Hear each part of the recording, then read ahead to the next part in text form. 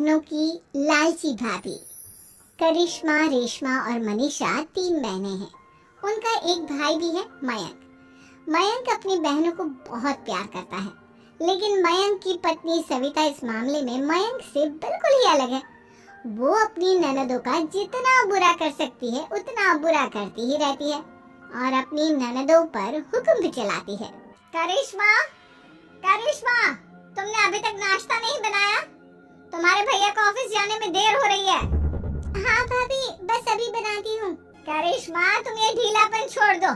कल को पराए घर जाना है।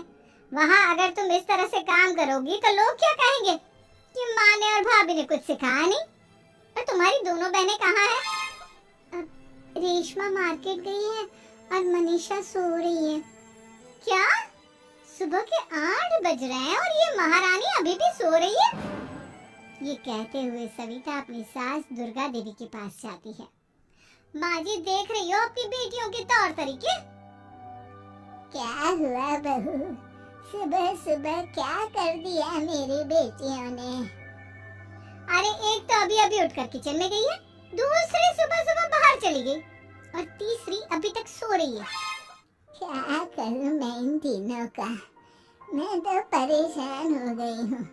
जा जाकर उठा उसे और रेशमा से मैं बात करती हूँ।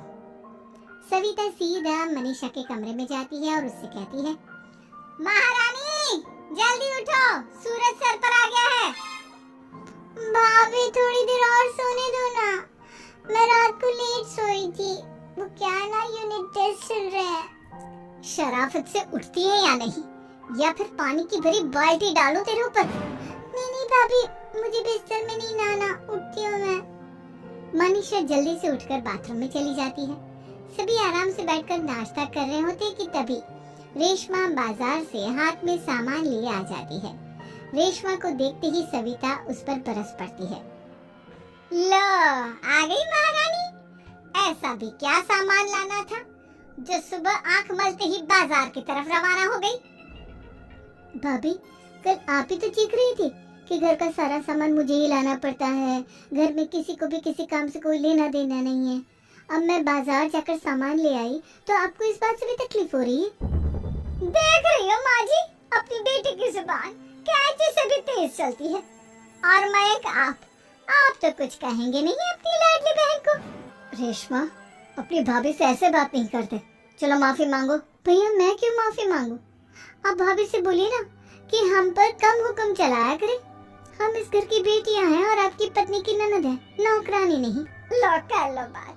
इनकी भलाई के लिए कुछ भी बोलो तो इन्हें बुरा लग जाता है। इस घर में यही इज्जत है मेरी। देख लो माँ जी, आपकी बेटी किस लहजे में मुझसे बात कर रही है। सविता वहाँ से चली जाती है।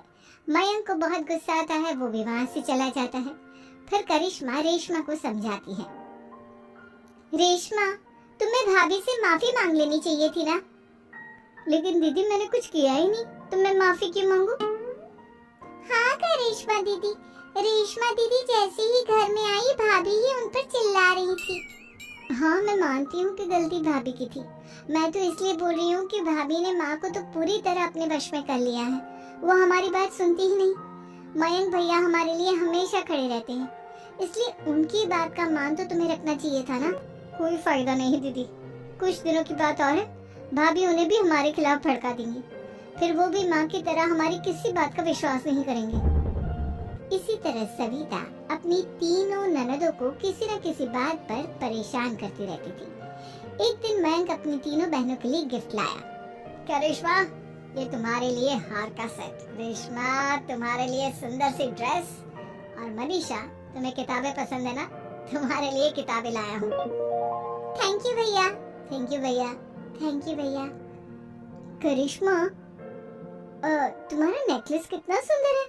ये भैया कहाँ से ले आए होंगे? मैंने भैया को 3 दिन पहले फोन पर ये डिजाइन दिखाया था और आज भैया ये ले आए। सविता तो अपनी ननदों के गिफ्ट्स देखकर जल गई और करिश्मा का नेकलेस तो उसे भी बहुत पसंद आया था।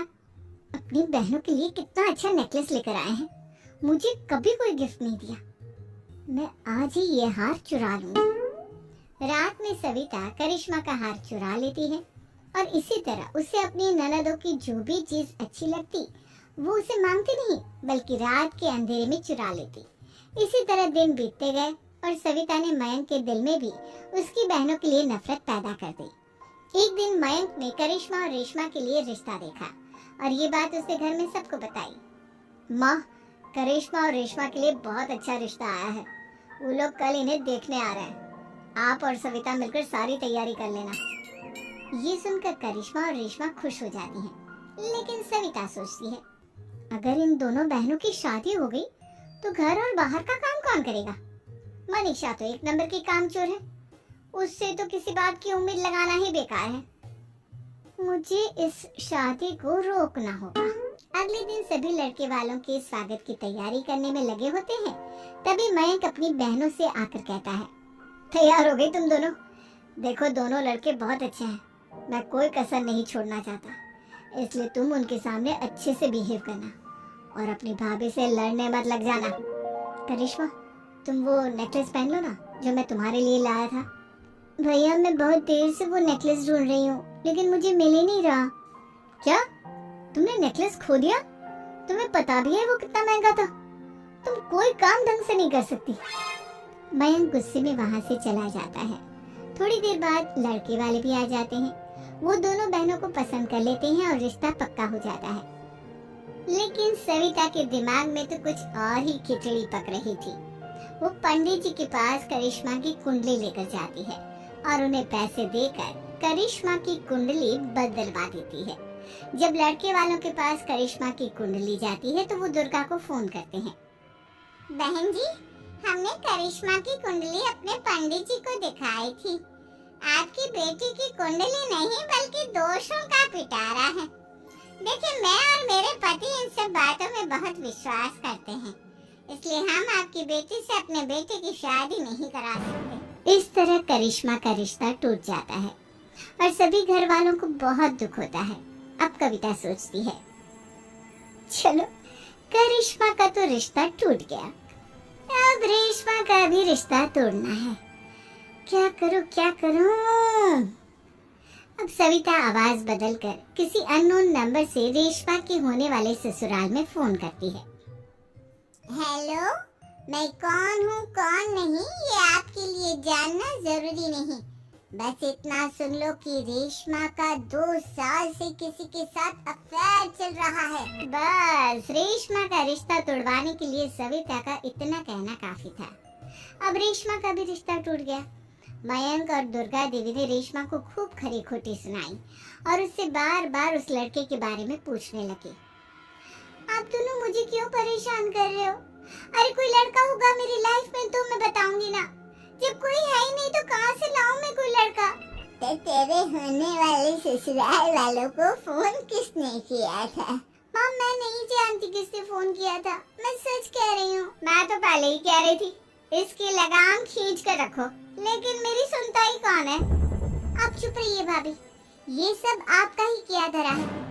अब तीनों बहनों को विश्वास हो जाता है कि ये सब उनकी भाभी ही कर रही है। तीनों बहनें अपनी भाभी को सबक सिखाने के लिए एक वकील कर लेती है और घर में हिस्सा मांगा। देखो भैया, माँ बाप की जायदाद में जितना बेटों का हक होता है उतना ही बेटियों का, इसलिए इस घर के 4 हिस्से होंगे और हमें अपना हिस्सा चाहिए।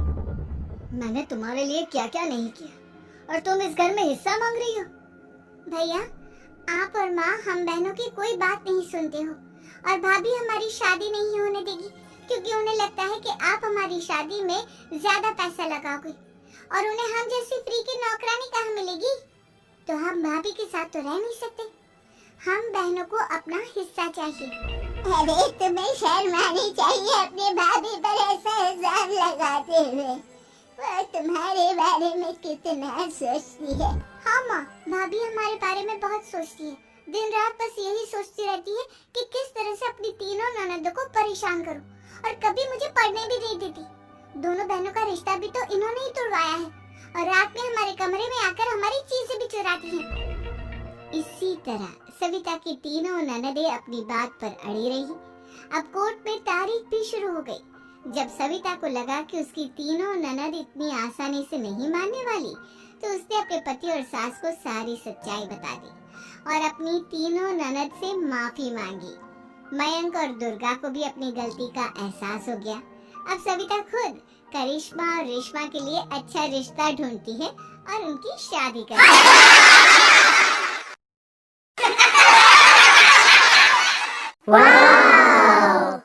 Thank you.